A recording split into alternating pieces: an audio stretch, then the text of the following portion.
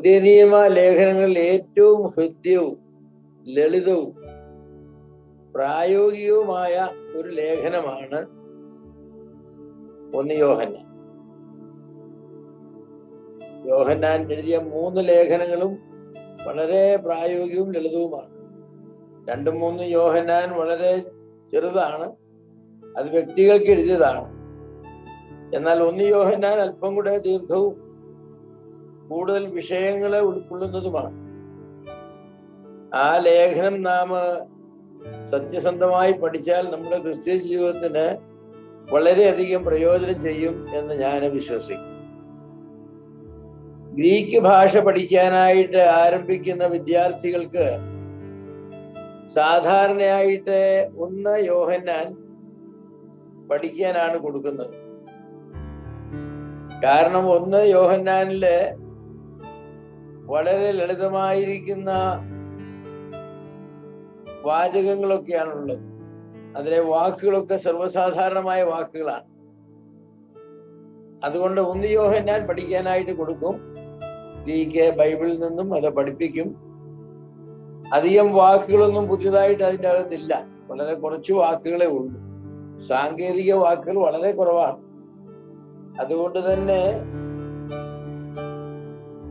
യോഹന്നാന്റെ ലേഖനം പഠിക്കുന്നത് ഒരു വളരെ രസകരവും വളരെ ഉത്തേജകവുമാണെന്ന് ഞാൻ പറയണം. യോഹന്നാൻ ഈ ലേഖനം എഴുതിയതിന്റെ ഉദ്ദേശ്യം വിശ്വാസികളെ വിശ്വാസത്തിൽ ഉറപ്പിക്കുകയും വ്യാജ ഉപദേശങ്ങളുടെ സ്വാധീനത്തിൽ നിന്നും അവരെ രക്ഷിക്കുകയും ചെയ്യുക എന്നതായി. അങ്ങനെ 2 ഉദ്ദേശങ്ങളുണ്ട്. വിശ്വാസികൾ വിശ്വാസത്തിൽ ഉറയ്ക്കണം. അവണ്ണം തന്നെ വ്യാജ ഉപദേശങ്ങളുടെ സ്വാധീനത്തിൽ നിന്നും അവർ രക്ഷപ്പെടണം. 1 യോഹന്നാൻ 5-ാം അധ്യായത്തിന്റെ 13-ാമത്തെ വാക്യത്തിൽ താൻ എഴുതിയതിന്റെ ഉദ്ദേശം അവിടെ പറയുന്നുണ്ട്. ദൈവത്തിന്റെ നാമത്തിൽ വിശ്വസിക്കുന്ന നിങ്ങൾക്ക് ഞാൻ ഇത് എഴുതിയിരിക്കുന്നത് നിങ്ങൾക്ക് നിത്യജീവൻ ഉണ്ടെന്ന് നിങ്ങൾ അറിയേണ്ടതിന് തന്നെ. നിങ്ങൾക്ക് നിത്യജീവൻ ലഭിക്കേണ്ടതിന് എന്നല്ല, യേശുക്രിസ്തുവിന്റെ നാമത്തിൽ വിശ്വസിച്ചവരാണല്ലോ. അങ്ങനെ ദൈവത്തിന്റെ നാമത്തിൽ വിശ്വസിക്കുന്ന ആളുകൾക്ക് നിത്യജീവൻ ഉണ്ട് എന്ന കാര്യം അവര് നന്നായിട്ട് ഗ്രഹിച്ചിരിക്കണം. എല്ലാ കാലത്തും വിശ്വാസ സമൂഹത്തിന് നേരിട്ടിട്ടുള്ളതായിരിക്കുന്ന ഒരു പ്രായോഗിക പ്രശ്നമാണ് തങ്ങൾ വിശ്വാസത്തിൽ തന്നെയാണോ എന്നുള്ളതായിരിക്കുന്ന നിശ്ചയം. ജീവിതത്തിൽ പല പല പ്രശ്നങ്ങൾ വരുമ്പോൾ അവർ ചോദിക്കുകയും സംശയിക്കുകയും ചെയ്യുന്ന ഒരു കാര്യമാണ്, ഞാൻ യഥാർത്ഥത്തിൽ രക്ഷിക്കപ്പെട്ടതാണോ, ഞാൻ സ്വർഗത്തിൽ പോകുമോ? എന്നാല് യോഹന്നാൻ ലേഖനം എഴുതിയിരിക്കുന്നത് യേശുക്രിസ്തുവിൽ വിശ്വസിച്ച ആളുകൾക്കാണ്. അതുകൊണ്ട് പറയുകയാണ്, ദൈവത്തിന്റെ നാമത്തിൽ വിശ്വസിക്കുന്ന നിങ്ങൾക്ക് ഞാനിത് എഴുതിയിരിക്കുന്നത് നിങ്ങൾക്ക് നിത്യജീവൻ ഉണ്ടെന്ന് നിങ്ങൾ അറിയേണ്ടതിനാണ്. സംശയങ്ങളെല്ലാം മാറി വളരെ വ്യക്തമായി ബോധ്യത ഉണ്ടാകുവാൻ വേണ്ടിയാണ്. ഇത് കേൾക്കുന്ന ആർക്കെങ്കിലും തങ്ങളുടെ നിത്യജീവനെ സംബന്ധിച്ച് ബോധ്യതയില്ലെങ്കിൽ അത് ഈ ലേഖനത്തിന്റെ പഠനം കൊണ്ട് ഉണ്ടാകണമെന്ന് യോഹന്നാൻ ആഗ്രഹിക്കുന്നു. ഞങ്ങളും അത് തന്നെ ആഗ്രഹിക്കുകയും പ്രാർത്ഥിക്കുകയും ചെയ്യുന്നു. കർത്താവിൽ വിശ്വസിച്ച വിശ്വാസികൾക്ക് അവരുടെ രക്ഷയെക്കുറിച്ച് ഉറപ്പു നൽകുക എന്നതാണ് യോഹന്നാന്റെ മുഖ്യമായിരിക്കുന്ന ലക്ഷ്യമെന്ന് പറയുന്നത്. അതൊരു വലിയ ലക്ഷ്യമാണ്. വിശ്വാസമുണ്ട് എന്ന് അവകാശപ്പെടുന്നവർക്ക് യഥാർത്ഥത്തിൽ ജീവനുണ്ടോ എന്ന് സ്വയം പരിശോധിക്കുവാനുള്ള വഴികളാണ് ഈ ലേഖനത്തിലെ യോഹന്നാൻ നമുക്ക് നൽകിയിട്ടുള്ളത്. അനേകരും അങ്ങനെ അവകാശപ്പെടും, എനിക്ക് വിശ്വാസമുണ്ട്, എനിക്ക് ജീവനുണ്ട്, ഞാൻ സ്വർഗത്തിൽ പോകും. പക്ഷേ യഥാർത്ഥത്തിൽ എന്തുകൊണ്ട് നിങ്ങൾ പോകുമെന്ന് ചോദിച്ചാൽ അവർക്ക് ഉത്തരങ്ങൾ പലപ്പോഴും ഇല്ല. ദൈവം നല്ലവനല്ലേ, എന്നെ കൊണ്ടുപോകാതിരിക്കുമോ? ഞാൻ അവനോട് പ്രാർത്ഥിച്ചിട്ടുള്ളതല്ലേ, എന്റെ പ്രാർത്ഥന കേൾക്കാതിരിക്കുമോ? ഞാനതിന് വലിയ പാപമൊന്നും ചെയ്തിട്ടില്ലല്ലോ, അപ്പൊ പിന്നെ എന്റെ കർത്താവിനെ കൊണ്ടുപോകില്ലേ? ഇങ്ങനെയൊക്കെയുള്ള കുറെ ഉത്തരങ്ങളാണ് അവർ നൽകുന്നത്. എന്നാൽ യഥാർത്ഥമായിട്ട് വസ്തുനിഷ്ഠമായി ഞാൻ മരിച്ചാൽ സ്വർഗത്തിൽ തന്നെ പോകും എന്ന് പറയുവാനായിട്ട് കഴിയുന്നതായിരിക്കുന്ന ആളുകളെ കുറവാണ്. ഒരു മനുഷ്യനെ ജീവിക്കുന്നതും മരിക്കുന്നതും ഒക്കെ എങ്ങനെയെന്നുള്ളത് അവൻ വിശ്വാസത്തിൽ തന്നെയാണോ എന്ന് അവന് മാത്രമല്ല മറ്റുള്ളവർക്കും ഉറപ്പു നൽകുന്നതായിരിക്കുന്ന ഒരു കാര്യമാണ്. യോഹന്നാന്റെ മനസ്സിലെ ഒരു താല്പര്യം, യോഹന്നാൻ ഇത് ആർക്കാണോ എഴുതിയത്, അല്ലെങ്കിൽ ഈ ലേഖനം ആരൊക്കെയാണോ വായിക്കുന്നത്, അവരെല്ലാവരും വളരെ തിട്ടമായി അറിഞ്ഞിരിക്കണം, ഉറപ്പാക്കേണ്ട ഒരു കാര്യമാണ് നിത്യജീവൻ ഉണ്ട്, മരിച്ചാൽ സ്വർഗത്തിൽ പോകും എന്നുള്ളത്. യോഹന്നാന്റെ ലേഖനം വായിച്ചാൽ നിങ്ങൾക്ക് മനസ്സിലാകുന്ന ഒരു കാര്യം, യോഹന്നാൻ എല്ലാം കറുപ്പും വെളുപ്പുമായിട്ടാണ് പറഞ്ഞിട്ടുള്ളത്. ബ്ലാക്ക് ആൻഡ് വൈറ്റ് എന്ന് ഇംഗ്ലീഷിൽ പറയും. ബ്ലാക്ക് ആൻഡ് വൈറ്റ് ആണ് എല്ലാം. തവിട്ട് നിറമുള്ള ഏറിയ തന്റെ ലേഖനങ്ങളിൽ എങ്ങുമില്ല. ദൈവത്തിന് ജനിച്ചവനാരും പാപം ചെയ്യുന്നില്ല, കണ്ടില്ലേ? പാപം ചെയ്യുന്നവനാരും ദൈവത്തെ കണ്ടിട്ടില്ല. ഒക്കെ അങ്ങനെ തറപ്പിച്ച് ഉറപ്പിച്ച് ബ്ലാക്ക് ആൻഡ് വൈറ്റിൽ പറയുമെന്ന് പറയും ഇംഗ്ലീഷില്. ഇടയ്ക്ക് ഇങ്ങനെ തവിട്ട് രേഖയൊന്നുമില്ല, ഗ്രേ ഏറിയ, നമുക്ക് അങ്ങോട്ടോ ഇങ്ങോട്ടോ ഇടാവുന്നത്. അങ്ങനെയുള്ള സംശയമുള്ളതായിരിക്കുന്ന ഒരു പ്രസ്താവനയും യോഹന്നാൻ പറയില്ല. യോഹന്നാൻ കാര്യങ്ങൾ വളരെ കൃത്യമായി പറയുന്ന ഒരാളാണ്. സ്നേഹത്തിന് ഏറെ പ്രാധാന്യം നൽകുന്ന ഒരു ലേഖനമാണ്. ഒന്ന് യോഹന്നാൻ ഇല്ലായിരുന്നെങ്കിൽ സ്നേഹത്തെ പറ്റിയുള്ള നമ്മുടെ അറിവ് വളരെ കുറഞ്ഞേനെ. ദൈവം സ്നേഹമാകുന്നു എന്ന പ്രസ്താവന തന്നെ എത്ര ശ്രദ്ധേയമാണ്. കാൺമീൻ താൻ ദൈവമക്കൾ എന്ന് വിളിക്കപ്പെടുവാൻ പിതാവ് നമുക്ക് എത്ര വലിയ സ്നേഹം നൽകിയിരിക്കുന്നു. എത്ര മഹത്തായ ഒരു പ്രസ്താവനയാണ്. യഥാർത്ഥ സ്നേഹം ഭയത്തെ പുറത്താക്കുന്നു. സഹോദരനെ പഴിക്കുന്നവൻ ഇരുട്ടിലിരിക്കുന്നു എന്നും അവൻ നമുക്ക് വേണ്ടി പ്രാണനെ വെച്ചു കൊടുത്തതിനാൽ നാം സ്നേഹം എന്തെന്ന് അറിഞ്ഞിരിക്കുന്നു. നാമും സഹോദരന്മാർക്ക് വേണ്ടി ജീവനെ വെച്ചു കൊടുക്കേണ്ടതാകുന്നു. ഇങ്ങനെയുള്ള പ്രസ്താവനകൾ യോഹന്നാന്റെ ചിന്താശൈലിയെ വ്യക്തമാക്കുന്നു. പറയാൻ ആഗ്രഹിച്ച കാര്യം വളരെ കൃത്യമായി, വളരെ പ്ലെയിനായിട്ട് തന്നെ പറഞ്ഞു.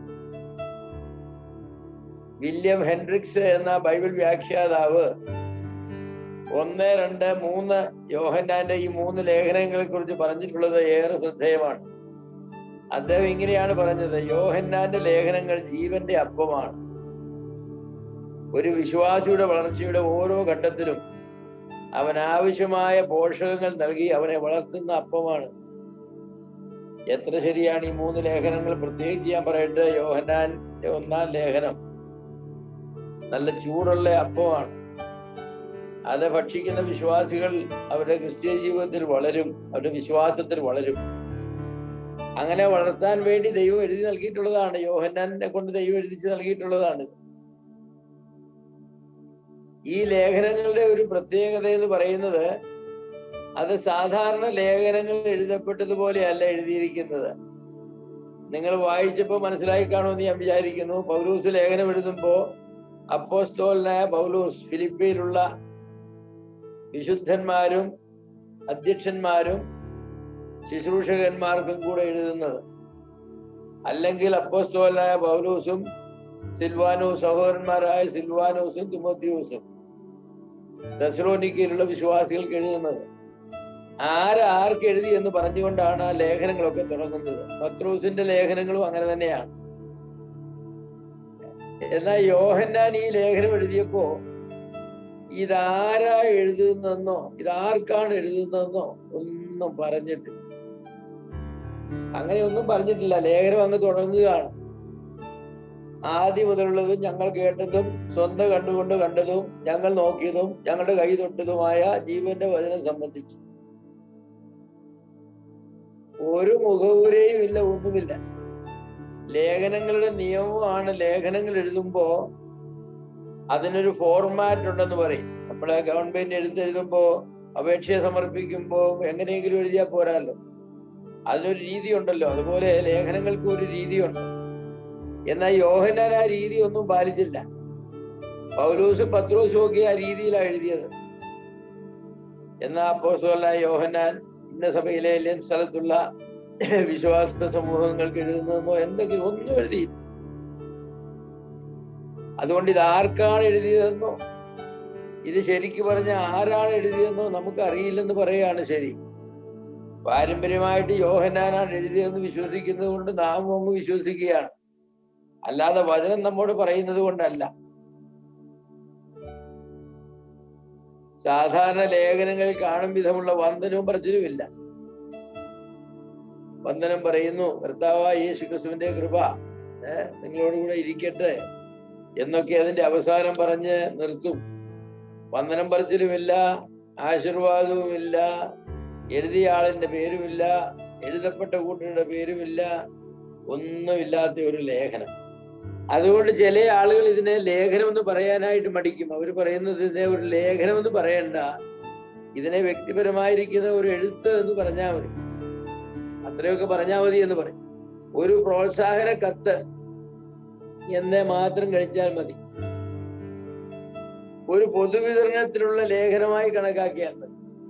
കാരണം ഇത് ആർക്കും പ്രത്യേകിച്ച് പറഞ്ഞുകൊണ്ടല്ലല്ലോ എഴുതിയത്. ആസിയയിലുള്ള ഒരു കൂട്ടം വിശ്വാസികൾക്കാണ് എഴുതിയത് എന്നും അവർക്കിടയിൽ ഉപദേശപരമായിരിക്കുന്ന കലക്കം ഉണ്ടായി എന്നും അത് നിമിത്തം കുറെ പേർ സഭ വിട്ടു പോകുവാൻ ഇടയായി എന്നുള്ള സൂചനകളൊക്കെ ഈ ലേഖനത്തിലുണ്ട്. 2-ാം അധ്യായത്തിന്റെ 18-19 വാക്യങ്ങൾ നാം വായിക്കുമ്പോൾ അവിടെ നാം അങ്ങനെയാണ് വായിക്കുന്നത്: കുഞ്ഞുങ്ങളെ, ഇത് അന്ത്യനാഴികയാകുന്നു. എതിർ ക്രിസ്തു വരുന്നുവെന്ന് നിങ്ങൾ കേട്ടിട്ടുണ്ടല്ലോ. ഇപ്പോൾ അനേകം എതിർ ക്രിസ്തുക്കൾ എഴുന്നേറ്റിരിക്കയാൽ അന്ത്യനാഴികയാകുന്നു എന്ന് നമുക്കറിയാം. എന്നിട്ട് പറയുകയാണ്, അവർ നമ്മുടെ ഇടയിൽ നിന്ന് പുറപ്പെട്ടു എങ്കിലും നമുക്കുള്ളവർ ആയിരുന്നില്ല. അവർ നമുക്കുള്ളവർ ആയിരുന്നു എങ്കിൽ നമ്മോടുകൂടെ പാർക്കുമായിരുന്നു. എന്നാൽ എല്ലാവരും നമുക്കുള്ളവരല്ല എന്ന് പ്രസിദ്ധമാകേണ്ടതല്ലോ. അപ്പോ അവിടെ ഉപദേശപരമായിരിക്കുന്ന കലക്കം ഉണ്ടായിട്ട് കുറെ ആളുകൾ ആ സഭയിൽ നിന്ന് പുറപ്പെട്ടു പോയി, സഭ വിട്ടുപോയി. അതിന്റെയൊക്കെ പശ്ചാത്തലത്തിലാണ് യോഹന്നാന് ഈ ലേഖനം എഴുതുന്നത്. ഇതേത് സ്ഥലത്തുള്ളവരായിരുന്നു എന്നോ എത്ര ആളുകൾ വിട്ടുപോയി എന്നോ ഒന്നും നമുക്കറിയില്ല. അതേക്കുറിച്ചുള്ള വ്യക്തമായ സൂചനകളൊന്നും നൽകിയിട്ടില്ല. ഗൗരവമേറിയ ഉപദേശ തിരസ്കാരം നടത്തിയ ശേഷമാണ് അവർ പോയതെന്ന് സൂചനയുണ്ട്. കാരണം 2-ാം അധ്യായത്തിന്റെ തന്നെ 22-23 വാക്യങ്ങളിലേക്ക് വരുമ്പോ പുത്രനെ നിഷേധിക്കുന്ന 22 യേശുവിനെ ക്രിസ്തു അല്ല എന്ന് നിഷേധിക്കുന്നവനല്ലാതെ കള്ളൻ ആരാകുന്നു? പിതാവിനെയും പുത്രനെയും നിഷേധിക്കുന്നവൻ തന്നെ എതിർ ക്രിസ്തുവാകുന്നു. പുത്രനെ നിഷേധിക്കുന്നവന് പിതാവുമില്ല, പുത്രനെ സ്വീകരിക്കുന്നവന് പിതാവുമുണ്ട്. അപ്പോ ഗൗരവമായ ഉപദേശപ്പശകാണ്. യേശുക്രിസ്തുവിന്റെ ദൈവത്തെ സംബന്ധിച്ചുള്ള നിഷേധമാണ് ഈ ആളുകളെ നടത്തിയിട്ട് സ്ഥലം വിട്ടത്. അത് നടത്തുന്നവർക്ക് സഭയിൽ നിൽക്കാൻ കഴിയില്ല, അത് നിൽക്കുന്നത് ശരിയുമല്ല. അതുകൊണ്ട് യോഹന്നാൻ അപ്പോസ്തലൻ ആ ആളുകൾക്ക് സലാം പറഞ്ഞേ പൊക്കൊള്ളൂ എന്നാണ് പറഞ്ഞിട്ടുള്ളത്. അതെ, അന്നത്തെ സഭകളെ സാരമായി ബാധിച്ച ഒരു ദുരുപദേശമാണ് ഈ ജ്ഞാനവാദം എന്ന് പറയുന്നത്. ജ്ഞാനവാദം, ഡോസറ്റിസിസം എന്നും ഇതിനെ വിളിക്കുന്നു. നോസ്റ്റിസിസം എന്ന് ഇംഗ്ലീഷിൽ പറയും, നോസ്റ്റിക്സ് എന്ന് പറയും, ജ്ഞാനവാദികൾ. യേശു ക്രിസ്തു ജഡത്തിൽ വന്നില്ല എന്ന് പഠിപ്പിക്കുന്നവരാണിവർ. കർത്താവിന് ജലധാരണത്തെ അംഗീകരിക്കുവാൻ അവരുടെ നോസ്റ്റിസിസം എന്ന തത്വചിന്താഗതി അനുവദിക്കുന്നില്ല. 1 യോഹന്നാൻ 4-ാം അധ്യായത്തിന്റെ 2 മുതലുള്ളതായിരിക്കുന്ന വാക്യങ്ങള് ഈ പേരൊന്നും പറഞ്ഞിട്ടില്ലെങ്കിലും അതേക്കുറിച്ച് പറയുന്നുണ്ട്. പറയാണ്, ആത്മാക്കൾ ദൈവത്തിൽ നിന്നുള്ളവയോ എന്ന് ശോധന ചെയ്യുവീൻ. ദൈവാത്മാവിനെ ഇതിനാൽ അറിയാം, യേശു ക്രിസ്തു ജഡത്തിൽ വന്നു എന്ന് സ്വീകരിക്കുന്ന ആത്മാവ് ഒക്കെയും ദൈവത്തിൽ നിന്നുള്ളത്. യേശുവിനെ സ്വീകരിക്കാത്ത യാതൊരു ആത്മാവും ദൈവത്തിൽ നിന്നുള്ളതല്ല. അത് എതിർ ക്രിസ്തുവിന്റെ ആത്മാവ് തന്നെ. അത് വരുമെന്ന് നിങ്ങൾ കേട്ടിട്ടുണ്ടല്ലോ, അത് ഇപ്പോൾ തന്നെ ലോകത്തിലുണ്ട്. ഈ നോസ്റ്റിക്സ് എന്ന് പറയുന്നതായിരിക്കുന്ന ആളുകളെ സംബന്ധിച്ചാണ് യോഹന്നാൻ ആ കാര്യങ്ങള് പറഞ്ഞിട്ടുള്ളത്. അപ്പോ അങ്ങനെയുള്ളതായിരിക്കുന്ന ആളുകള് ദൈവവചനത്തിന്റെ ഉപദേശങ്ങൾ നിലനിൽക്കുവാൻ തക്കവണ്ണം അവർക്ക് തീർച്ചയായിട്ടും സാധിക്കുകയില്ല. എന്താണ് ഈ നോസ്റ്റിസിസം എന്ന് പറഞ്ഞാല്? വസ്തു അല്ലെങ്കിൽ മാറ്റർ, ഭൗതികമായത് എല്ലാം തിന്മയാണ്. ഭൗതികമായതെല്ലാം നമ്മുടെ ശരീരവും നാം താമസിക്കുന്ന വീടും മണ്ണും നാം സഞ്ചരിക്കുന്ന വാഹനവും ഭൗതികം എന്ന് പറയുന്നതെല്ലാം, നമ്മുടെ ശരീരം ഉൾപ്പെടെ, അതെല്ലാം തിന്മയാണ്, ഈവിളാണ്. എന്നാൽ സ്പിരിച്വൽ ആയിട്ടുള്ളത്, സ്പിരിറ്റ് സംബന്ധമായതൊക്കെ നന്മയാണ്. അപ്പൊ നമ്മുടെ ഉള്ളിലെ ആത്മാവ് നന്മയാണ്, പക്ഷേ നമ്മുടെ പുറത്തുള്ള ശരീരം തിന്മയാണ്. അതാണ് നോസ്റ്റിക്കുകൾ പഠിപ്പിക്കുന്നതായിരിക്കുന്ന ഒരു പ്രധാന കാര്യമെന്ന് പറയുന്നത്. അപ്പൊ അവര് പറയുന്നത്, ഈ വസ്തുവായി ഈ പ്രപഞ്ചത്തെ സൃഷ്ടിച്ച ദൈവം എന്ന് പറയുന്നത് നല്ല ദൈവമല്ല, അത് മോശമായ ദൈവമാണ്. ഡിമൂർഗ് എന്ന് പറയും അവരതിനെ. ആ ദൈവങ്ങളിൽ അതുകൊണ്ട് ഏറ്റവും നല്ല ദൈവം അങ്ങേ അറ്റത്തിരിക്കുന്ന ദൈവമാണ്. പിന്നെ ഇങ്ങോട്ട് ദൈവങ്ങളുടെ ഒരു നിരയാണ്. അതില് ദൈവത്വം കുറഞ്ഞു കുറഞ്ഞ്, നന്മ കുറഞ്ഞു കുറഞ്ഞ്, തിന്മ തിന്മ തിന്മ, കൂടുതൽ തിന്മ കൂടുതൽ തിന്മ കൂടുതൽ തിന്മ. ഏറ്റവും ഒടുവിലുള്ളത് തിന്മ മാത്രമേ ഉള്ളൂ, ഒരു നന്മയുള്ളതല്ല. അപ്പൊ അങ്ങനെയുള്ളതായിരിക്കുന്ന ദൈവങ്ങളാണ് ഈ ഭൗതിക വസ്തുക്കളെയും പ്രപഞ്ചത്തെയും ഒക്കെ സൃഷ്ടിച്ചത്. എന്നാൽ ആത്മാവിനെ സൃഷ്ടിച്ചതാകട്ടെ നന്മയായ ദൈവവും. ഇതാണ് അവരുടെ ഉപദേശത്തിന്റെ വലിയ അടിസ്ഥാനം എന്ന് പറയുന്നത്. മനുഷ്യന്റെ ശരീരം തിന്മയും മനുഷ്യന്റെ ആത്മാവ് നന്മയുമാണ്. അപ്പോ ഈ വ്യാജ ഉപദേശത്തെ ഖണ്ഡിച്ചുകൊണ്ട് യോഹന്നാൻ എഴുതിയതാണ് ഈ ലേഖനം. കർത്താവിന്റെ ദൈവത്വത്തിന് അടിവര ഇട്ടുകൊണ്ട് പറഞ്ഞിട്ടുള്ള ലേഖനമാണിത്. ശരീരത്തെ ദണ്ഡിപ്പിച്ച് കീഴടക്കി ഈ നോസ്റ്റിക്കുകൾ അവകാശപ്പെടുന്നത് തങ്ങൾക്ക് പാപമില്ല എന്നാണ്. അങ്ങനെ ശരീരം തിന്മയാണ്, തിന്മയുള്ള ശരീരത്തെ അവരങ്ങനെ ദണ്ഡിപ്പിച്ച് പട്ടിണിക്കിട്ട് അതിനെ അങ്ങ് തീരെ നിർജീവമാക്കി കഴിയുമ്പോ പാപം പിന്നെ ഇല്ല, പിന്നെ ആത്മാവാണ്. അപ്പൊ ആത്മാവ് ഇങ്ങനെ വലുതായി വരും. ഈ പേരിലൊന്നും അല്ലെങ്കിൽ നമ്മുടെ വിശ്വാസികളും കുറെയൊക്കെ ഉണ്ട്. 40 ദിവസം 50 ദിവസം ഉപസിക്കുക, ജഡത്തെ കൊല്ലുക,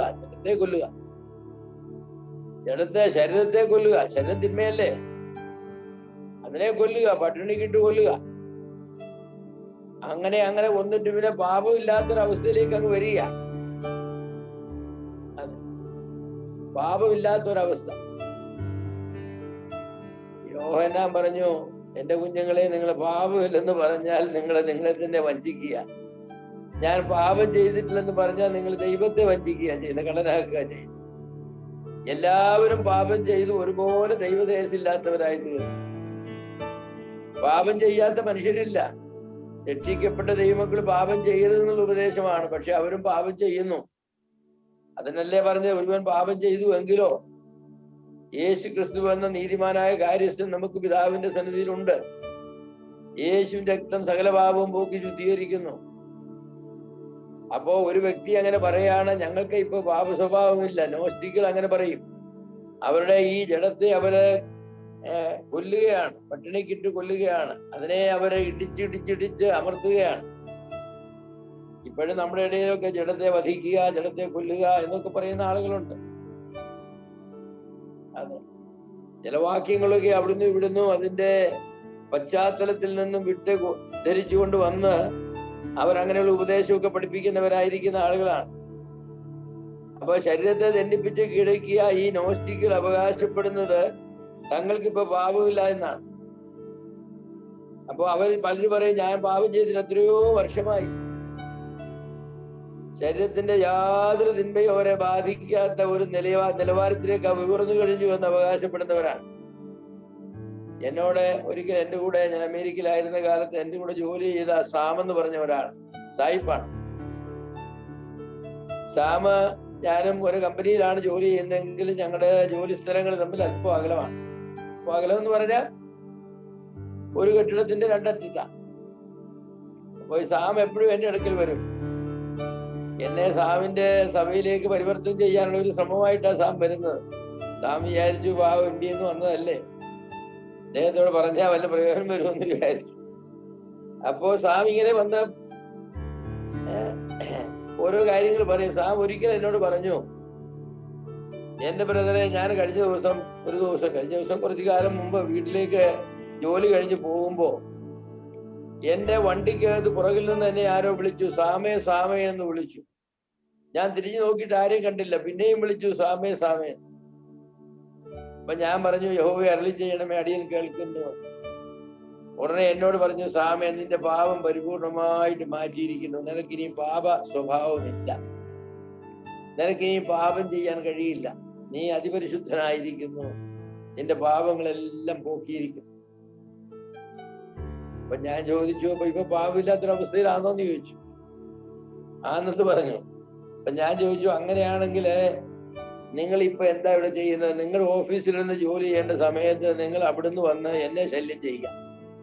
നിങ്ങൾക്ക് ജോലി ചെയ്യാൻ കാശ് തന്നിട്ടിരിക്കുന്നതാണ്, നിങ്ങളെ കമ്പനിയുടെ കാശിൽ ഇവിടെ വന്നിരുന്ന് വാചമടിക്കുക, ഇത് പാപമല്ലെന്ന് ചോദിച്ചു. അന്നേരം ഒരു സ്ഥലം വിട്ടു, പിന്നെ എന്റെ അടുക്കളേക്ക് വന്നിട്ടില്ല. അപ്പൊ ആളുകൾ ഇങ്ങനെ ഈ നോസ്റ്റിക് ചിന്താഗതിയൊക്കെ ഉള്ള ആളുകളൊക്കെ ഉണ്ട്, നമ്മുടെ ഇടയിലൊക്കെ ഉണ്ട്. ചില വിശ്വാസികൾ അങ്ങനെ അവര് പാപമില്ലാത്തവരാണ് എന്നൊക്കെ പറയാൻ തക്കവണ്ണം അവരെ ഉപവാസത്താലും പ്രാർത്ഥനയാലും ഒക്കെ അവരുടെ പാപ സ്വഭാവത്തെ കൊന്നു. അവർ പറയുന്ന ശരീരത്തെ കൊന്ന സ്ഥിതിയിലാണ്. യോഹന്നാൻ പറഞ്ഞു, അങ്ങനെയൊന്നും പറഞ്ഞു കളയരുത്, അങ്ങനെ പറഞ്ഞാൽ നിങ്ങൾ ദൈവത്തെ വഞ്ചിക്കുകയും നിങ്ങളെ തന്നെ സ്വയം വഞ്ചിക്കുകയാണ് ചെയ്യുന്നത്. അപ്പൊ ഈ വ്യാജ ഉപദേശത്തെ ഖണ്ഡിച്ചുകൊണ്ട് എഴുതിയതാണൊന്ന് യോഹന്നാൻ. അപ്പൊ ഈ നോസ്റ്റിക്കുകൾ പറയുന്നത് എന്താണെന്നറിയാമോ? അവര് കർത്താവിന്റെ ദൈവത്വത്തിന് അടിവരയിട്ട് പറയും, പക്ഷെ അവര് പറയും കർത്താവ് ശരീരം എടുത്ത് വന്നില്ല. കാരണം ശരീരം തിന്മയാണല്ലോ, അപ്പം ദൈവത്തിന് തിന്മ എടുക്കാനായിട്ട് സാധിക്കില്ലല്ലോ. അതെങ്ങനെയാ ദൈവത്തിന് തിന്മ എടുക്കാനായിട്ട് സാധിക്കുന്നത്? അതുകൊണ്ട് അവർ കർത്താവിന്റെ ജഡധാരത്തെ അവർ ഒന്നി നിഷേധിക്കും, അല്ലെങ്കിൽ അതിനെ വിശദീകരിച്ച് തള്ളുവാനായിട്ട് ശ്രമിക്കും. അപ്പൊ അവര് പറയും, ജഡം തിന്മയാകിയാൽ ലോഗോസ് ജഡം സ്വീകരിക്കുവാൻ കഴിയുന്നതല്ല.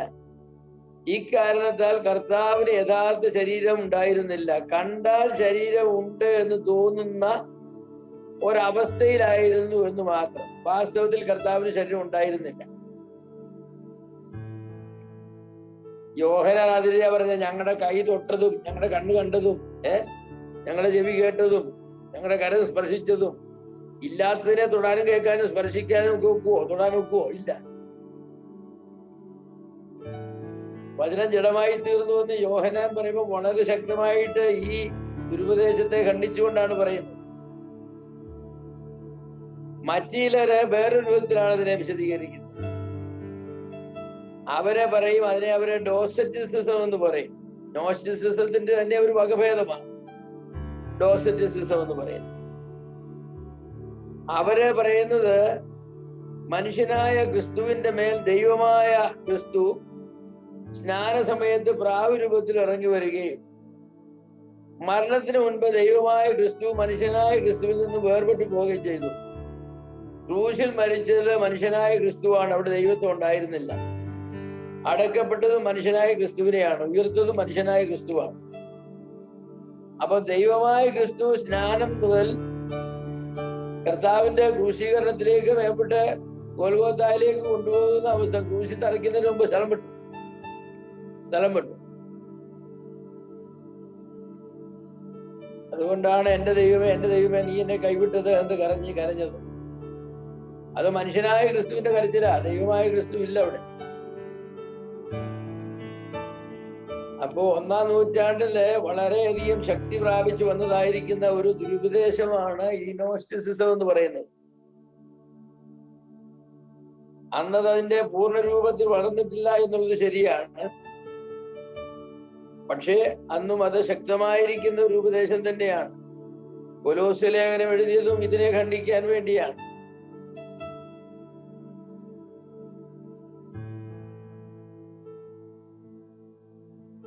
അപ്പോ ഈ ലേഖനം ഗ്നോസ്റ്റിക്സിന് വേണ്ടി എഴുതിയതല്ല, അവർക്കെതിരെ എഴുതിയതാണ്. അന്നത്തെ പല വിശ്വാസികളും ഇവരുടെ ഈ തെറ്റായിരിക്കുന്ന ആശയങ്ങളിൽ പെട്ട് സഭ വിട്ടുപോകാനായിട്ടിടയുണ്ട്. അവരെ കുറിച്ച് പറഞ്ഞ അവർ നമ്മെ വിട്ടുപോയത് അവർ നമ്മുടെ ഇടയിൽ നിന്നുള്ളവരല്ല, സത്യോപദേശം സ്വീകരിക്കുന്നവരല്ല. നോസ്റ്റിക്സിനെതിരെ സത്യവിശ്വാസികളെ ബോധവൽക്കരിക്കുന്നതിനാണ് ഈ ലേഖനം എഴുതിയത്. 2-ാം അധ്യായത്തിന്റെ 12 മുതൽ 14 വരെയുള്ളതായിരിക്കുന്ന വാക്യങ്ങളിൽ നാം ഇങ്ങനെ വായിക്കുന്നു: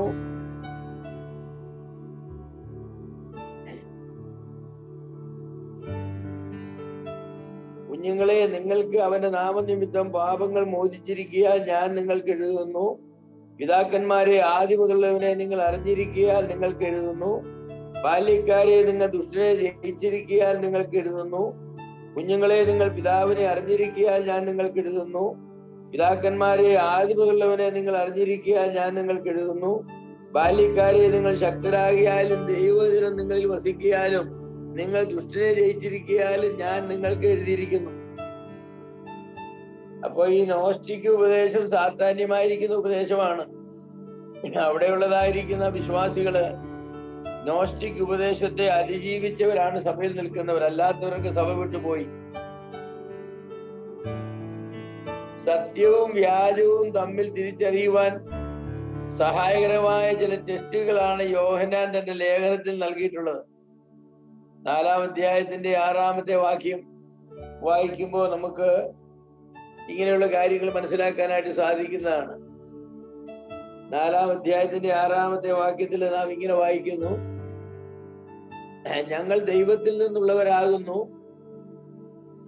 ദൈവത്തെ അറിയുന്നവൻ ഞങ്ങളുടെ വാക്ക് കേൾക്കുന്നു, ദൈവത്തിൽ നിന്നല്ലാത്തവൻ ഞങ്ങളുടെ വാക്ക് കേൾക്കുന്നില്ല. സത്യത്തിന്റെ ആത്മാവ് ഏത് എന്നും വഞ്ചനയുടെ ആത്മാവ് ഏതെന്നും നമുക്ക് ഇതിനാൽ അറിയാം. യോഹന്നാനി എഴുതുന്ന ഉപദേശം സ്വീകരിക്കുന്നവരാണ് സത്യത്തിന്റെ ആത്മാവിലുള്ളവര്. നോസ്റ്റിക്കുകളെ സ്വീകരിക്കുന്നവര് വഞ്ചകരിൽ നിന്നുള്ള, കള്ളനിൽ നിന്നുള്ള, പിശാചിൽ നിന്നുള്ള ആളുകളാണ്. തിരിച്ചറിയാനായിട്ട് ഈ ലേഖനത്തോടുള്ള അവരുടെ പ്രതികരണം എങ്ങനെയായിരിക്കും എന്നറിയാം. പൗലോസ് പറഞ്ഞല്ലോ, ഈ ലേഖനത്തിലുള്ള എന്റെ വാക്ക് കേൾക്കാത്തവൻ ലജ്ജിക്കേണ്ടതിന് അവനെ വിട്ട് അവനുള്ള സംസർഗം വിടാൻ പറഞ്ഞു.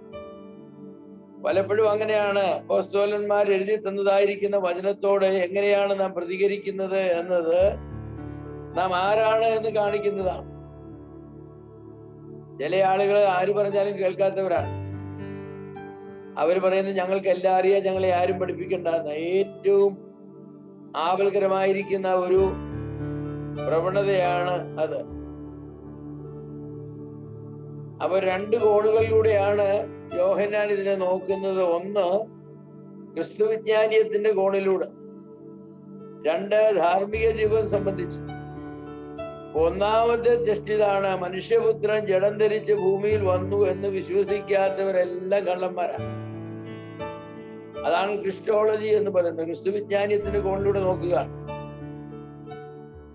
തൃത്വത്തിൽ 2-ാമനായ ദൈവം ജഡം ധരിച്ച്, നമ്മൾക്കെല്ലാം ഉള്ള ഈ മനുഷ്യ ശരീരം തന്നെ, പാപമില്ലെന്നുള്ളതേ ഉള്ളൂ, യഥാർത്ഥമായ മനുഷ്യ ശരീരം ധരിച്ച് ഈ ഭൂമിയിൽ വന്നു എന്ന് വിശ്വസിക്കാത്തവരും അതിനെ നിഷേധിക്കുന്നവരും അവരെ കള്ളന്മാരാണെന്നാ പറഞ്ഞത്. കള്ളന്മാർ, നോസ്റ്റിക്കുകളെ വിളിച്ച പേരാ കള്ളന്മാരാണ്. കാരണം അവർ പഠിപ്പിക്കുന്ന അതാണ്. ജഡം എന്ന് പറയുന്നത്, ശരീരം എന്ന് പറയുന്നത് വസ്തുവാണ്. വസ്തുക്കൾ തിന്മയാണ്, ആത്മാവ് നന്മയാണ്, ദൈവം ആത്മാവാണ്. അപ്പോ ആത്മാവായ ദൈവം എങ്ങനെയാ തിന്മ തന്റെ ശരീരത്തിൽ എടുക്കുന്നത്? അതുകൊണ്ട് വന്നില്ല. പിന്നെ കണ്ടായിരുന്നല്ലോ ശരീരം. കണ്ടാൽ ശരീരം എന്ന് തോന്നുന്ന വിധത്തിൽ ഒരു മറിമായം നടത്തിയതേ ഉള്ളൂ.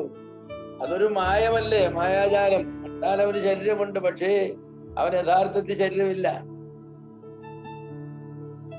എന്നാണ് അവർ പറയുന്നത്.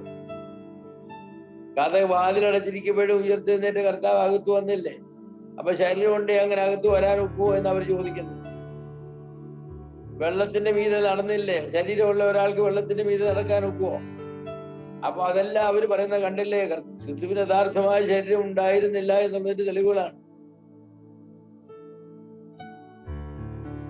4-ാം അധ്യായത്തിന്റെ 2-3 വാക്യങ്ങൾ വ്യക്തമായി ഈ വിഷയത്തെ കുറിച്ച് പറയുന്നുണ്ട്.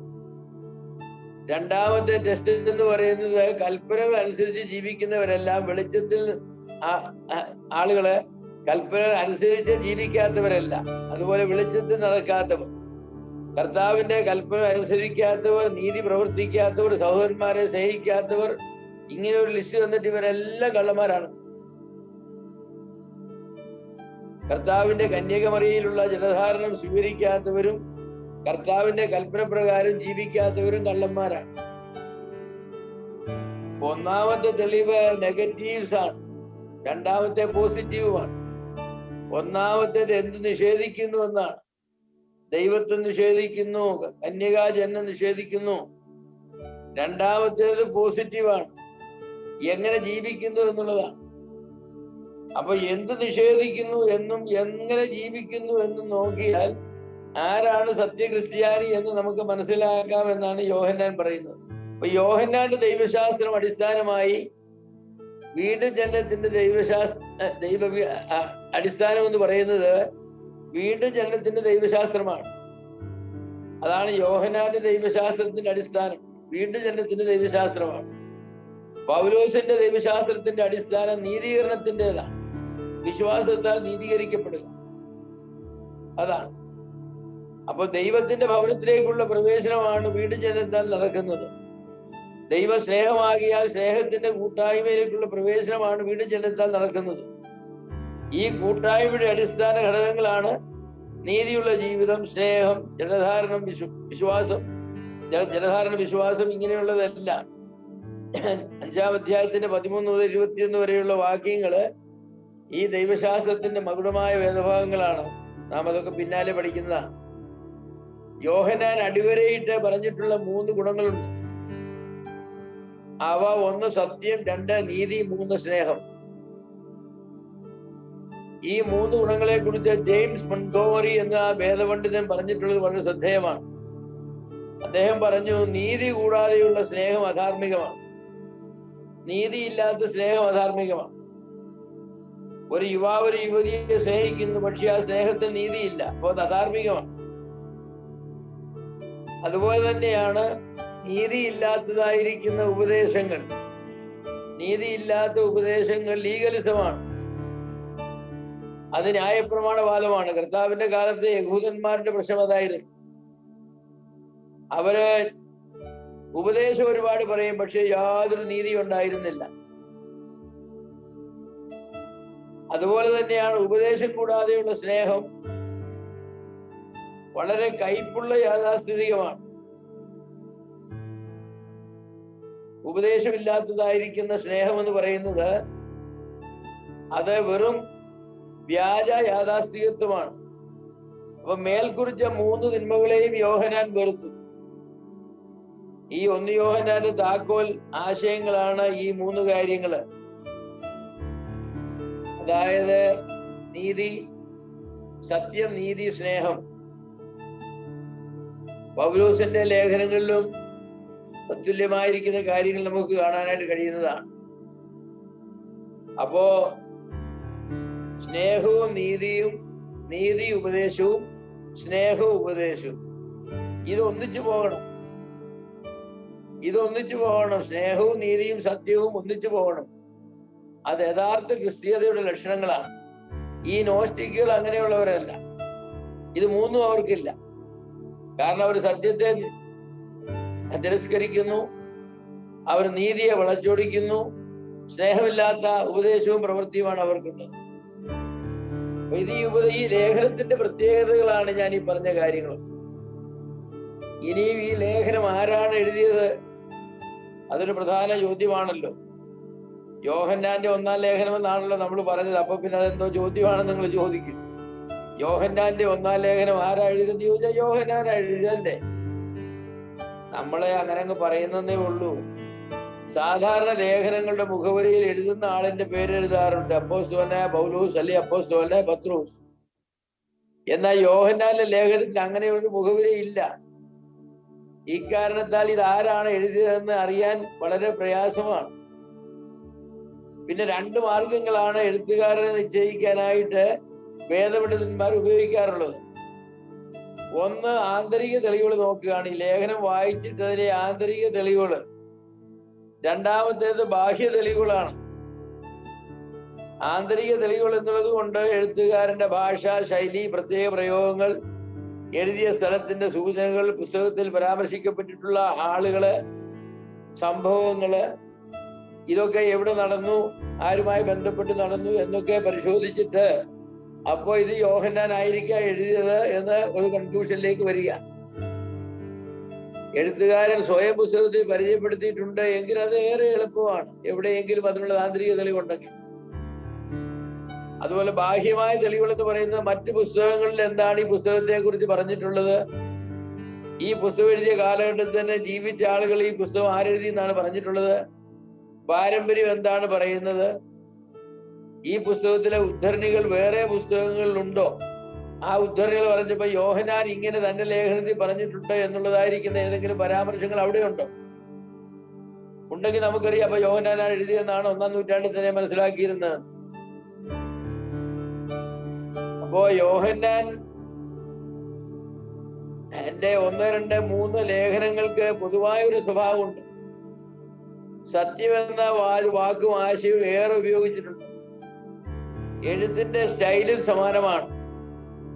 ഇക്കാരണങ്ങളാൽ ഒരു കാര്യം നമുക്ക് പറയാം, ഈ 3 ലേഖനങ്ങൾ ഒരാൾ തന്നെയാണ് എഴുതിയതെന്ന്. പക്ഷെ ആരാണ് എഴുതിയതെന്ന് എപ്പോഴും പറയാനായിട്ട് ഒക്കില്ല. ആരാണ് ഈ വ്യക്തി, ഈ ലേഖനങ്ങൾ എഴുതിയ ആള്? ഒരാൾ തന്നെയാണ്. പക്ഷെ അത് ആരാണ്? പാരമ്പര്യമാണ് ഏറ്റവും ശക്തമായ ബാഹ്യ തെളിവ്. പാരമ്പര്യം അനുസരിച്ച് ഇത് എഴുതിയത് അപ്പോസ്തലനായ യോഹന്നാനാണ്. ആ പാരമ്പര്യത്തിന് ഒരുപാട് പ്രസക്തിയുണ്ട്. യോഹന്നാൻ എഴുതിയെന്ന് പാരമ്പര്യം പറയുന്ന മറ്റു 2 പുസ്തകങ്ങളുണ്ട്. അവ യോഹന്നാന്റെ സുവിശേഷവും വെളിപ്പാടുമാണ്. എന്നാൽ യോഹന്നാന്റെ സുവിശേഷത്തിലും ആരാ എഴുതിയെന്ന് പറഞ്ഞിട്ടില്ല, അവിടെയും പറഞ്ഞിട്ടില്ല. പക്ഷെ ഈ പുസ്തകങ്ങളെ കുറിച്ച് താഴെ പറയുന്ന കാഴ്ചപ്പാടുകൾ പുലർത്തുന്നവരുണ്ട്.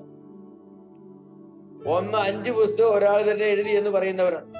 അതായത് യോഹന്നാന്റെ സുവിശേഷവും യോഹന്നാന്റെ 3 ലേഖനങ്ങളും വെളിപ്പാട് പുസ്തകവും, ഇത് 5 ഒരാൾ തന്നെയാണ് എഴുതി എന്ന് പറയുന്നവരുണ്ട്. പക്ഷെ ആരാണെന്ന് അറിയില്ല. രണ്ടാമത് വെളിപ്പാട് പുസ്തകം ഒരാളും മറ്റ് 4 പുസ്തകങ്ങളും വേറെ ഒരു യോഹന്നാനുമാണ്, വേറെ ഒരാളുമാണ് എഴുതിയത് എന്ന് പറയുന്നവരുണ്ട്. മൂന്നാമത് വെളിപ്പാട് പുസ്തകം ഒരാൾ എഴുതി, യോഹന്നാന്റെ സുവിശേഷം 1 യോഹന്നാനും രണ്ടാമതൊരാൾ എഴുതി, എന്നിട്ട് 2-3 യോഹന്നാൻ വേറെ ആരോ ആണ് എഴുതിയത്. നാലാമതൊരാശയം എന്ന് പറയുന്ന വെളിപ്പാട് പുസ്തകം ഒരാളും യോഹന്നാന്റെ സുവിശേഷം മറ്റൊരാളും മറ്റ് 3 പുസ്തകങ്ങളും മൂന്നാമതൊരാളും എഴുതിയത്. 5-ാമത്തെ ആശയം 5 പുസ്തകങ്ങളും അപ്പോസ്തലനായ യോഹന്നാൻ തന്നെ എഴുതി. യോഹന്നാന്റെ ശിഷ്യന്മാർ ഈ എഴുത്തുകളെ സാക്ഷിച്ചിട്ടുണ്ട്. യോഹന്നാന്റെ ശിഷ്യന്മാരായി അന്ന് ജീവിച്ചതായിരിക്കുന്ന ആളുകള് യോഹന്നാനാണ് ഈ പുസ്തകങ്ങൾ എഴുതിയതെന്ന് സാക്ഷ്യപ്പെടുത്തിയിട്ടുണ്ട്. അതാണല്ലോ വലിയൊരു തെളിവെന്ന് പറയുന്നത്. യോഹന്നാന്റെ സ്വന്തം ശിഷ്യന്മാര് അവരുടെ ജീവിതകാലത്ത് തന്നെ യോഹന്നാൻ തന്റെ 1-ാമത്തെ ലേഖനത്തിൽ എഴുതി, യോഹന്നാൻ തന്റെ സുവിശേഷത്തിൽ എഴുതി എന്നിങ്ങനെ പറഞ്ഞിട്ടുണ്ട്. അതുകൊണ്ട് ആ സാക്ഷ്യത്തെ നമുക്ക് ആധികാരികമായി തന്നെ സ്വീകരിക്കാം. അതുകൊണ്ട് നാം പൊതുവെ അംഗീകരിക്കുന്നത് ഈ അവസാനത്തെ 5-ാമത്തെ ആശയമാണ്. അതായത് 5 പുസ്തകങ്ങളും അപ്പോസ്തലനായ യോഹന്നാൻ തന്നെ എഴുതി. കാരണം യോഹന്നാന്റെ ശിഷ്യന്മാർ ഈ എഴുത്തുകളെ യോഹന്നാനാണ് എഴുതിയതെന്ന് സാക്ഷ്യപ്പെടുത്തിയിട്ടുണ്ട്. ഈ പുസ്തകങ്ങൾ ഒരാൾ തന്നെ എഴുതി എന്ന് ചിന്തിക്കുവാൻ പല കാരണങ്ങളുണ്ട്.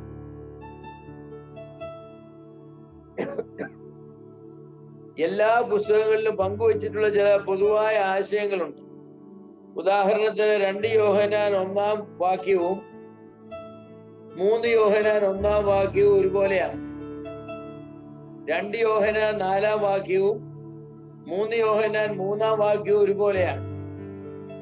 1 യോഹന്നാൻ 2-ന്റെ 7-ഉം 2 യോഹന്നാൻ 5-ാം വാക്യവും ഒരുപോലെയാണ്.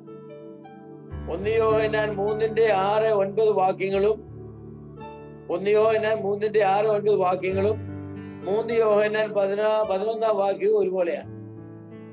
അപ്പൊ അതുകൊണ്ട് ഇതെല്ലാം ഒരാൾ തന്നെയാണ് എഴുതിയത് എന്നുള്ളതിന്റെ തെളിവാണ്. പാരമ്പര്യം ശക്തമായ തെളിവ് യോഹന്നാൻ അപ്പോസ്തലന് വേണ്ടിയാണ് നൽകുന്നത്. 96 AD റോമിലെ ക്ലെമന്റ്, പോളികാർപ്പ്, പപ്പായസ്, അവർ രണ്ടുപേരും 180 AD മരിച്ച ആളുകളാണ്. ഐറേനിയസ് 2-ാം നൂറ്റാണ്ടിൽ ഇവരൊക്കെ പറഞ്ഞത് യോഹന്നാൻ അപ്പോസ്തലനാണ് ഈ പുസ്തകങ്ങളെല്ലാം എഴുതിയതെന്നാണ്. അപ്പൊ 96 AD എന്ന് പറഞ്ഞാൽ യോഹന്നാൻ ഏതാണ്ട് മരിച്ച കാലം, അല്ലെങ്കിൽ മരിച്ചിട്ടില്ല, താൻ അപ്പോഴും ജീവിച്ചിരിക്കുന്ന കാലത്ത് താൻ എഴുതിയിട്ടുണ്ട് തന്റെ പുസ്തകത്തിൽ. ഈ പുസ്തകങ്ങൾ യോഹന്നാനാണ് എഴുതിയത്. 3-ാം നൂറ്റാണ്ടിൽ ഡയോനീഷ്യസ് ഓഫ് അലക്സാണ്ട്രിയ എന്ന ആളും 4-ാം നൂറ്റാണ്ടിൽ ചരിത്രകാരനായിരുന്ന യൂസീബിയസും 1 യോഹന്നാൻ അപ്പോസ്തലനായിരുന്ന യോഹന്നാൻ തന്നെയാണ് എഴുതിയതെന്ന് വ്യക്തമായി പറഞ്ഞിട്ടുണ്ട്. യൂസീബിയസിന്റെ സഭാചരിത്രം 3-ാം വോള്യം അതിന്റെ 25-ാമത്തെ അധ്യായം 2-3 പാരഗ്രാഫിൽ അത് പറഞ്ഞിട്ടുണ്ട്. 4-ാം നൂറ്റാണ്ടിൽ ജീവിച്ചിരുന്ന ജെറോം 1 യോഹന്നാൻ എഴുതി അപ്പോസ്തലനായ യോഹന്നാനാണ് എന്ന് താൻ വ്യക്തമായി പറഞ്ഞിട്ടുണ്ട്.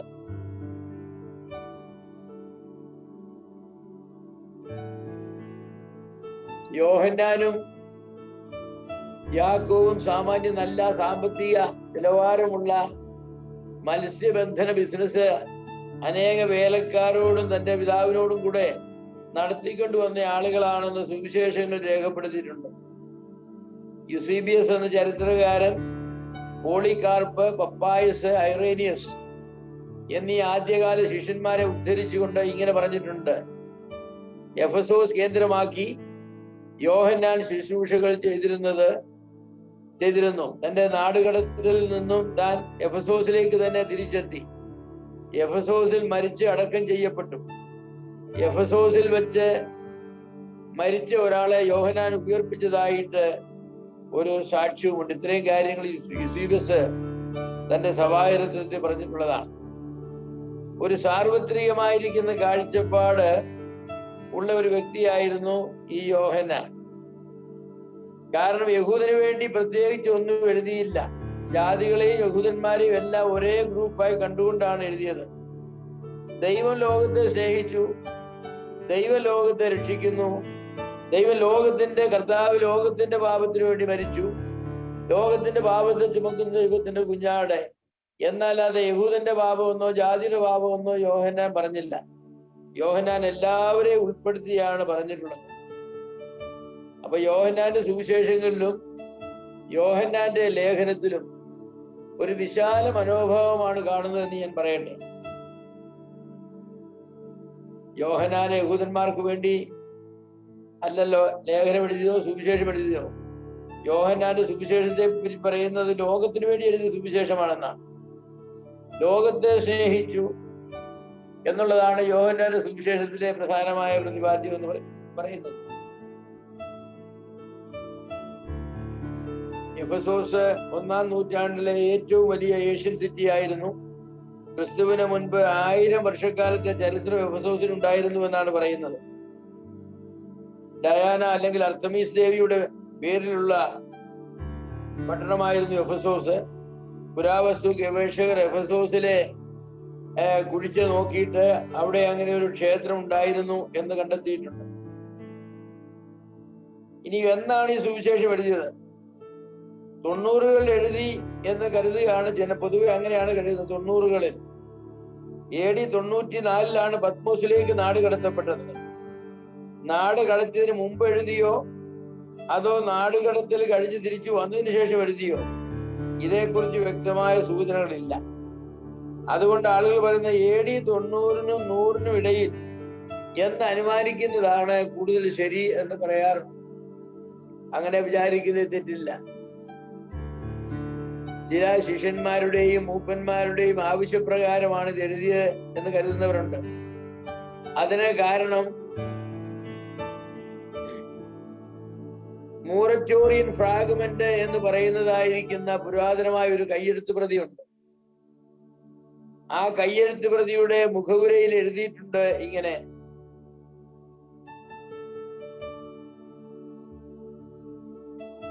അന്ന് നിലവിലുണ്ടായിരുന്ന ഗോസ്റ്റിക് ദുരുപദേശത്തെ ഖണ്ഡിക്കുവാനായി ചില മൂപ്പന്മാരും ചില ശിഷ്യന്മാരും ആവശ്യപ്പെട്ടതനുസരിച്ച് യോഹന്നാൻ തന്റെ 1-ാമത്തെ ലേഖനം എഴുതി എന്ന്. മോററ്റോറിയൻ കാറ്റലോഗ് എന്ന് പറയുന്നത് ഏതാണ്ട് 1-ാം നൂറ്റാണ്ടിന്റെ അന്ത്യത്തിൽ അതുവരെ എഴുതപ്പെട്ടതായിരിക്കുന്ന എല്ലാ പുതിയ നിയമ പുസ്തകങ്ങളും ഒരുമിച്ച് ചേർത്ത് അതിന്റെ ഒരു കാറ്റലോഗ് ഉണ്ടാക്കാനായിട്ട് ശ്രമിച്ചു. അതില് ഉള്ളതായിരിക്കുന്ന ഒരു ഫ്രാഗ്മെന്റ്, ഇന്ന് കിട്ടിയിട്ടുള്ളതായിരിക്കുന്ന ഒരു കഷ്ണമാണ് ഈ മൂററ്റോറിയൻ ഫ്രാഗ്മെന്റ് എന്ന് പറയുന്നത്. ആ ഫ്രാഗ്മെന്റിലാണ് ഈ എഴുത്ത് നമ്മൾ കാണുന്നത്. യോഹന്നാന്റെ ശിഷ്യന്മാർ ആവശ്യപ്പെട്ടിട്ടാണ് ഇങ്ങനെ ഒരു ലേഖനം താൻ എഴുതിയത് എന്ന്. ഏതായാലും ഈ വസ്തുക്കളൊക്കെ നമ്മെ കാണിക്കുന്നത് അപ്പോസ്തലനായ യോഹന്നാൻ മിക്കവാറും എഫെസോസിൽ വെച്ച് നോസ്റ്റിസിസം എന്ന് പറയുന്നതായിരിക്കുന്ന വളരെ ഗൗരവമായിരിക്കുന്ന ദുരുപദേശത്തെ ഖണ്ഡിക്കുവാനായി, അതേസമയം തന്നെ യഥാർത്ഥ വിശ്വാസികളെ വിശ്വാസത്തിൽ ഉറപ്പിക്കുവാനായി തന്റെ ഈ ലേഖനം എഴുതി എന്നാണ്. അപ്പൊ ഈ ഒരു മുഖവുര കൂടാതെ ലേഖനത്തിലേക്ക് നാം പ്രവേശിക്കുമ്പോൾ ലേഖനത്തിൽ പറഞ്ഞിട്ടുള്ളതായിരിക്കുന്ന പല കാര്യങ്ങളും എന്തിനാണ് പറഞ്ഞത് എന്ന് നമുക്ക് സംശയം തോന്നും. ഇതിന്റെ പ്രസക്തി ഇവിടെ എന്താണ്? നമ്മൾ പറയില്ലേ, കഥയറിയാതെ ആട്ടം കാണരുത് എന്ന് പറഞ്ഞതുപോലെ ഒരു പുസ്തകത്തിന്റെ പശ്ചാത്തലം, ആ പുസ്തകത്തിന്റെ ഉള്ളടക്കം മനസ്സിലാക്കുവാൻ നമ്മളെ സഹായിക്കുന്നതാണ്. വളരെ രസകരമായ ഒരു ലേഖനമാണ്. മറ്റു ലേഖനങ്ങളെ അപേക്ഷിച്ച് വളരെ ലളിതമാണ്. അതുകൊണ്ട് ഒരുപാട് കഠിനമായ പ്രയോഗങ്ങളോ വേദശാസ്ത്രങ്ങളോ ഒന്നും അതിലില്ല. എന്നാൽ അതേസമയം തന്നെ വളരെ പ്രായോഗികമായ പ്രാക്ടിക്കലായിട്ടുള്ള യാഥാർത്ഥ്യങ്ങളാണ് ഇതിൽ പറഞ്ഞിട്ടുള്ളത്. യോഹന്നാന്റെ തനത് ശൈലിയിൽ ലളിതമായി ആഴമേറിയ സത്യങ്ങളെ പ്രതിപാദിക്കുക എന്ന ശൈലിയാണ് തനിക്കുള്ളത്. ആ ശൈലി ഈ പുസ്തകത്തിൽ നമുക്ക് കാണാനായിട്ട് കഴിയും. വലിയവനായ ദൈവം നിങ്ങളെ എല്ലാവരെയും അനുഗ്രഹിക്കട്ടെ.